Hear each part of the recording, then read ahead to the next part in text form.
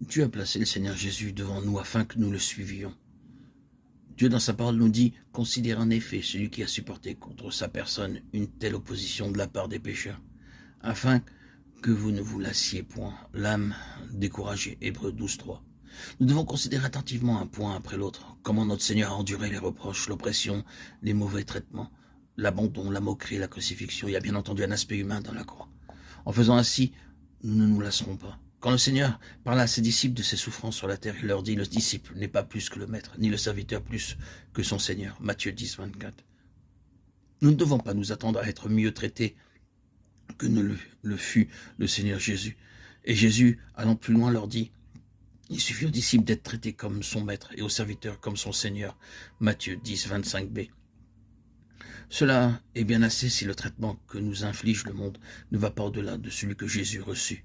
Car s'ils ont appelé le maître de la maison de Belzéboul, à combien plus forte raison appelleront-ils ainsi les gens de sa maison? Matthieu 10:25b. Puisqu'il a été l'objet de mauvais traitements dans ce monde, n'en sera-t-il pas de même pour nous? Si nous considérons ces choses, nous ne serons pas lassés lorsque nous souffrirons la honte et l'opposition. En courant la course du royaume, la chose la plus redoutable, c'est d'avoir l'âme lasse et de faiblir. L'âme est cette partie de notre être qui comprend les sentiments, l'intelligence et la volonté. Quand l'âme se lasse et faiblit, elle perd sa force. Sa volonté perd de sa vitalité, ses sentiments se refroidissent et son intelligence se paralyse. Les choses n'ont plus de subsistance. Nous laissons aller à la dérive et la question de la couronne à venir est remise entre les mains du destin. Une des grandes tentations dans la course, c'est de nous relâcher, de ne plus courir avec ardeur pour emporter la céleste couronne.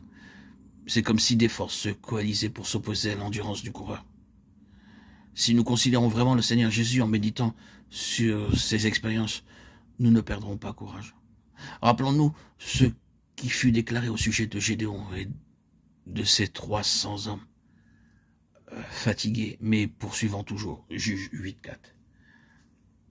Quoique fatigués, nous devons malgré tout courir. Puissons-nous être des coureurs qui iront jusqu'au bout de la course. Même si pendant la course nous sommes blessés en ayant souffert de la part des hommes, l'opposition, l'incompréhension et le rejet, nous devons fortifier notre esprit à persévérer en courant pour le Seigneur Jésus. Dans une course, quel est celui des coureurs que les hommes applaudiront le plus?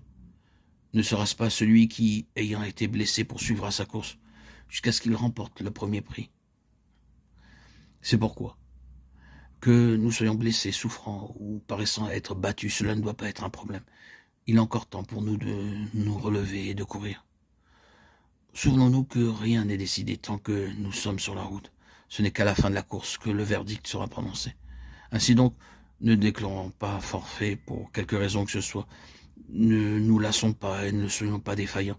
Bien au contraire, nous devons regarder au-delà, vers Jésus, l'auteur et le consommateur de notre foi, et courons jusqu'au terme la course qui est devant nous. Ne savez-vous pas que ceux qui courent dans le stade courent tous, mais qu'un seul remporte le prix? Courez de manière à le remporter. Tous ceux qui combattent s'imposent toute espèce d'abstinence et ils le font pour obtenir une couronne corruptible, mais nous faisons-le pour une couronne incorruptible. 1 Corinthiens 9, 24, 25. Nos pieds doivent courir en suivant la ligne que Dieu nous a tracée, mais de plus, nos yeux doivent fixer Jésus le chef et le consommateur de la foi. Hébreux 12, 2, 1.